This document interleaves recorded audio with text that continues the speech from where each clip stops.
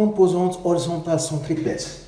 Un avion de masse m égale 2700 kg aborde à la vitesse 720 km/h un virage circulaire horizontal de rayon r égale 800 mètres. On donne g égale 9,8 mètres par seconde au carré. 1.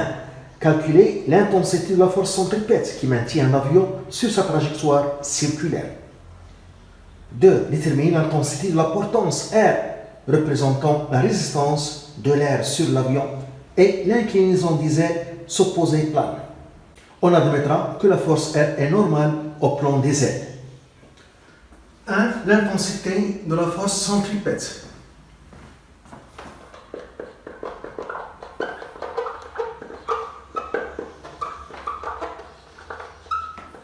Centripète. Le schéma, l'avion en vol rectiligne horizontal. Au cours de ce vol rectiligne horizontal est soumis à son poids P et à l'action de l'air R, appelée la portance. Dans ce cas, en vol rectiligne horizontal, la portance équilibre le poids. Ici, l'avion en vol en virage, lors d'un demi-tour, par exemple, en mouvement circulaire, l'avion doit s'incliner. L'avion doit s'incliner pour créer une force centripète à pour sens vers le centre, car la force centripète est l'une des conditions nécessaires de mouvement circulaire uniforme. Et dans ce cas, l'avion incliné, la réaction ou bien l'action de l'air R a une composante verticale qui compense le poids, qui équilibre le poids, et une composante horizontale qui représente la force centripète. On décompose l'action de l'air, la portance, en une composante verticale qui équilibre le poids et une composante horizontale qui représente la force centripète, RH. Ici, on a tracé le parallélogramme des forces P et R pour construire la résultante des forces appliquées. Pour construire la résultante des forces appliquées, la somme des forces appliquées, on trace ici un trait qui passe par l'extrémité de R qui est parallèle à P, et ici un trait parallèle à R et qui passe par l'extrémité. Les deux traits se coupent en ce point, c'est l'extrémité de la résultante. Donc la résultante de ces deux forces, c'est cette force horizontale qui est centripète dirigée vers le centre C. FC, la force centripète. Une force centripète, c'est l'une des conditions nécessaires de mouvement circulaire uniforme. C'est la force centripète qui maintient l'avion en mouvement circulaire lors d'un demi-tour, par exemple. Donc ici, on écrit les conditions nécessaires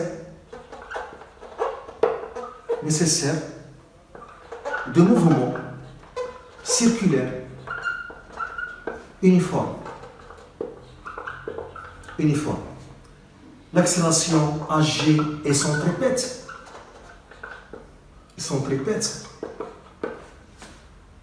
Et à pour module V carré sur R est constant. Ce sont les deux conditions nécessaires du mouvement circulaire uniforme. L'accélération AG est centripète, a pour sens vers le centre, et a pour module V carré sur R constant. Et d'après la deuxième loi de Newton, d'après la deuxième loi de Newton, on écrit la somme des forces extérieures appliquées qui est la résultante des forces F est égale à 1 fois Ag. Pour un mouvement circulaire uniforme, nous avons dit que Ag est centripète. Donc F, la résultante est centripète. la résultante F et son tripète. Nous avons dit que AJ de module constant est égal V carré sur R. La même chose, F de module constant est A pour module N fois V carré sur R. Le module F est égal à N V carré sur R est constant. Donc, les conditions nécessaires de mouvement circulaire uniforme, l'accélération AG et son tripète et son module égal V carré sur R est constant, ou bien la résultante des forces appliquées et son tripète et A pour module F égale N fois V carré sur R est constant. On a ici FC, la résultante des forces appliquées et son tripète et A pour module N fois V carré sur R.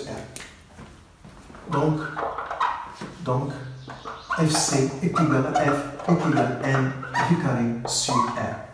On a, d'après les données, V est égal à 720 km par heure. La conversion en mètres par seconde, 720 fois 10 sur 3 mètres sur 3600 secondes. On trouve V est égal à 200 mètres par seconde. Donc FC est égal à la masse, on a la masse 2700 kg fois 200 au carré sur le rayon 800. On trouve 1,35 fois 10 au 5 newton. De l'angle d'inclinaison θ et l'intensité de la portance R.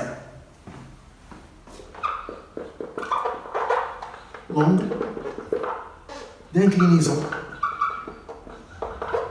θ et l'intensité de la portance R. L'angle θ, c'est l'angle entre la verticale et l'action de l'air R, la portance. L'angle θ ici, voilà, il se trouve ici, et on a ce trait parallèle à R, parce que c'est ça la direction de R, l'action de l'air.